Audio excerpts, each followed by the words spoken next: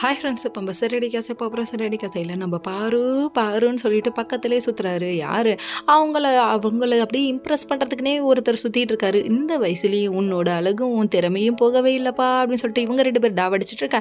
அந்த டைம் பார்த்து என்ட்ரி கொடுக்குறாங்க. யார்? நம்ம விஜயா. இவனுக்கு வேலை இல்லை, எதுக்குப்பா சீக்கிரமா நீ வர யோகா கிளாஸ்க்குன்னு சொல்லி திட்டி விட்டுட்டு கிளம்பிட்டாங்கன்னா பார்த்துக்கோங்க.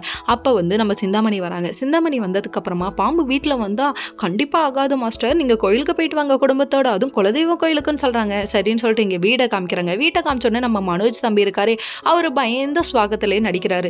தம்பி உன்னோட கேரக்டர் தான்ப்பா வேற லெவல், வீரமாக கூட நடிச்சிடலாம்ப்பா, இந்த மாதிரி நடிக்கிறது எவ்வளோ பெரிய விஷயம் தெரியுமா, அதுவும் இல்லாமல் பாம்புனா படையும் நடுங்குங்கிறது இப்போ வரைக்கும் உண்மையான ஒரு விஷயம். அவர் என்ன பண்ணிட்டாரு, ஷாலை சுற்றி அவர் மேலே போட பாம்புன்னு சொல்ல இவர் கத்திக்கிட்டு குதிக்க அந்த டைம் பார்த்து ரோகிணி வேறு வேலையே இல்லையாடா உனக்கு, என் புருஷனே உரண்டா இருக்கிறேன்றாங்க. வழக்கம் போல் இவங்க ஃபன் பண்ணிட்டு இருக்க. பாம்பு வீட்டுக்கு வந்தா அதாவது பழைய கணக்கெல்லாம் வெளியே வருமா, அதான் மறைச்சு வச்ச கணக்கெல்லாம் வெளியே வரும்னு சொல்லிட்டு இவங்க சொல்ல அந்த டைம் பார்த்து பிஜிஎம் வச்சு குளோசப்பில் ரோகிணியை காமிக்கிறாங்க. டே அப்பா நம்மாட அந்த உலகம் திறந்தலை, அதாவது யாரு தப்பு பண்ணாங்களோ அவங்கள ஜூம் வச்சு காமிக்கிறதே ஒரு வேலையாக வச்சுருக்கீங்க. இது அப்பையிலேருந்து இப்போ வரையும் சினிமா ட்ரிக்காடா, சரி பரவாயில்ல விடுங்க.